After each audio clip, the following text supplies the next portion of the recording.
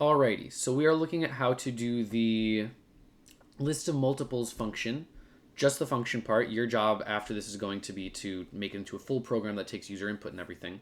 But we're going to be looking at how to do the list of multiples function on codingbat so that at the very least we know that our function works well. Okay, so let's read through the instructions. List of multiples takes an integer number as input.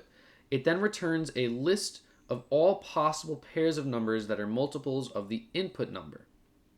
So, well, all right, we'll just keep reading through it. Note, for this function, we will consider a pair 1, 6 unique from 6, 1. So we'll consider those two different pairs of multiples, even though really we know that 1 times 6 and 6 times 1 is the same thing.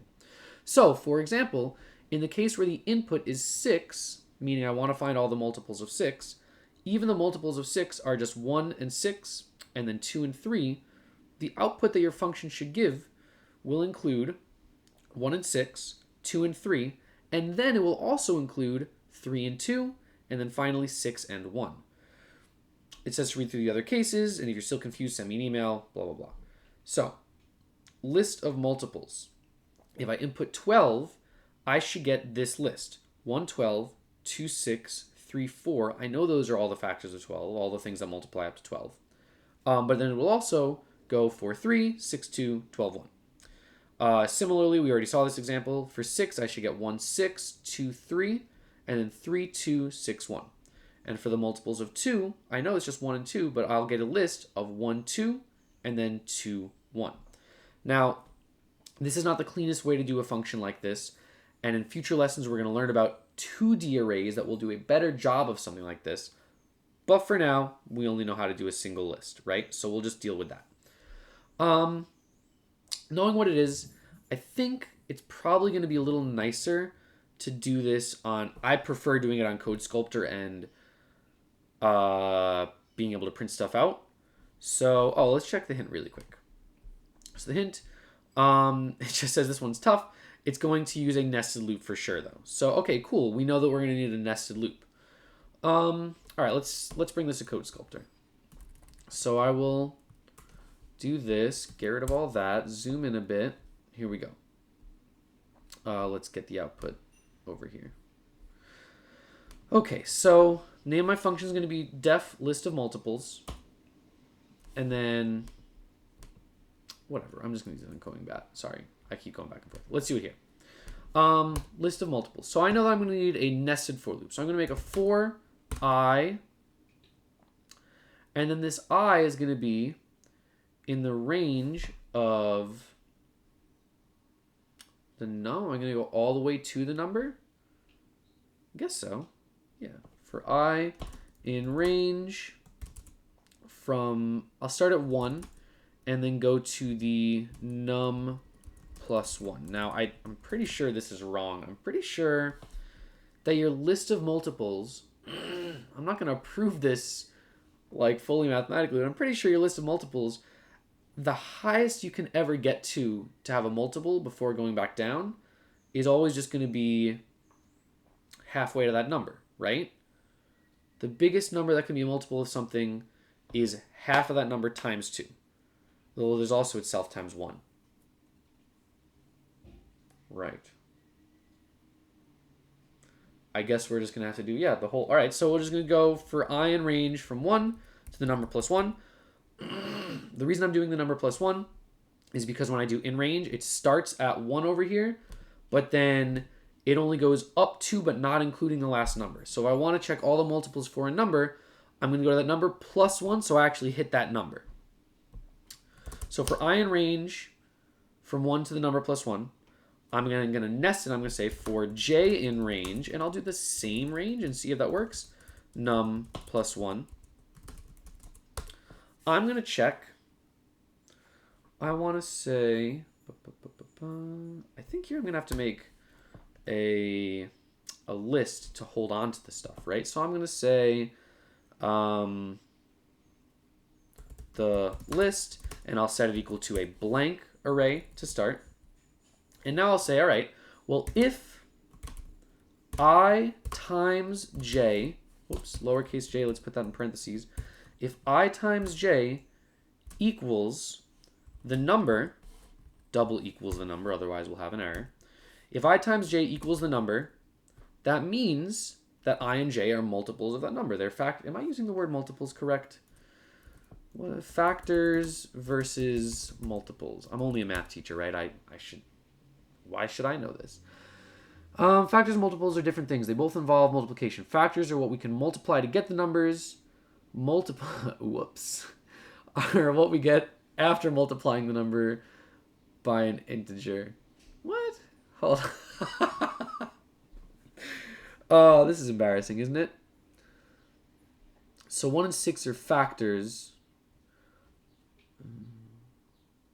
Okay. Isn't that product? Why? What? Okay. Whatever. So this should be actually the list of factors. Maybe I'll fix that. Okay. We actually want the list of factors. I'm so sorry. I'm still gonna run through the video. I'm probably not even gonna change the name of this because then you'd go to codingbat and you'd look for the wrong thing. So I want the factors. So if I times j, if the multiple of I times j is the number, then you know that I and j are the factors of that number. So that's why I do if I times j double equals number. That means that I would want to append to my list, right? We're using all these old things that we haven't touched too much in the list thing. Dot append. I'm going to append I to the list. And then I'm going to do the list dot append j. So I'm going through the lists, right? From 1 to the number and then from 1 to the number. And I'm going to try I times j. And if I times j is the number, that means that I know that I and j are factors of that number, so I can add them to the list. I'm going to add I to the list, and then I'm going to add j to the list. I think that's it. I think that's the entire program. If I just return the list here, it should work. And we'll run through some examples, but let's try it out. Let's see it. There it is, right? That's the whole thing. So let me actually, yeah, we'll do this. So we're gonna have to go to Finder. We're going to get rid of that. Move back over here. Unplug that. Plug this in. Turn that on. Get a new piece of paper. Oof. Get a new piece of paper. Open up Presenter app. There it is. Maximize that. Bada bing, bada boom. Okay. Not maximizing it because we're going to look at the code at the same time as we're looking at the... Yes. Okay. Right. Picture in a picture in a picture. Okay. So let's get to it. So, moving... I can't click anymore. Otherwise, that will go away. I'm only able to float this thing. Let's get the presenter back up there. Okay. So, for I in range 1 to num. So I know that I... Where do I want to put this? That's better. I know that I is going to start out as 1 because I in range 1 to num. So I know that I is starting at 1.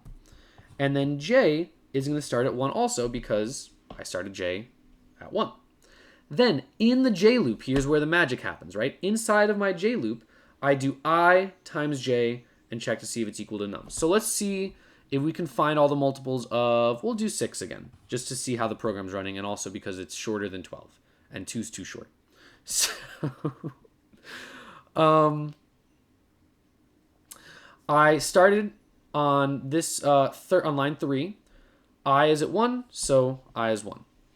And then on line 4, j is in range from 1 to num, so then j is 1. And then I check on line 5 if I times j equals num. So I'm going to do, well, 1 times 1, that's equal to, it's not equal to 6. 1 times 1 is equal to 1. 1 is not equal to the num, which was 6 in this case, right? That's what I'm using as my input for num. So this if statement is not true, which means that I skip these next 2 lines. I jump back to the top of the j loop, and because it's a 4, I know that it's just going to go by integers. So I know that j was at 1, it's now going to become 2. And then it's going to check again. Is 1 times 2 equal to 6? Well, I know that 1 times 2 is 2. It is not equal to 6. So that means that I skip here again. I'm not appending anything to my list. And here, we'll put a list on the bottom. The list. And at the moment, it is just blank, right? 1 times 2 is not 6, so it doesn't work. And we're going to loop this again. J is going to become 3. I know that 1 times 3 doesn't make 6. That doesn't work. So we'll loop it again. Nothing added to the list, right? I keep checking in the multiplication. If it doesn't equal, I skip this part. I get to the bottom of the if. It jumps back to the j. And I'm just going to keep looping this. So it's from 3, goes to 4. 1 times 4 isn't 6. Goes to 5. 1 times 5, not 6. Goes to 6. And by the way, we should be careful about this, right? My list, my j loop is going from 1 to the number plus 1. So this is really going from 1 to, well, I see that my number is 6. So it's going from 1, in range 1 to 7. That means I will go from 1 all the way through till 6, right? I will not include 7. That's why I did that plus 1 over there. I get to this. I times j, 1 times 6 is 6. Yes, very nice, very good. So that means, since this is true, I finally jump into this if statement, and I'll do the list.append I. So I'm going to append I to this. The list was blank, so I'm going to add 1 to it. And then, on the very next line, I say list.append j. And because j is currently holding 6, I'm going to add 6 to the end of it. And hopefully now we can start seeing how this gets rolling, right? I get to the end of this if, I jump back to the j. J is currently 6, and I'm running the range from 1 till num plus 1, from 1 till 6 till 7. Well, but except since j is currently 6, I don't go to that last one, right? I do not include the last number in the list, so I don't go to 7. I'm done with this list. That means I'm now, I don't enter this for loop. I go now to the I loop, right? I'm not going to the return statement yet because this j, when I end the j loop, I get to the bottom of this and I'm outside of the j loop, I still loop back up to the I loop. So now for I in range 1 through num, so now I is going to go using just that for loop magic from 1 to 2. And I go in here. The beauty of for loops is I don't need to be resetting, right? I'm seeing the brand new j loop again. So it's going to say, all right, well, j is now going to start back at 1. And we go through it all again.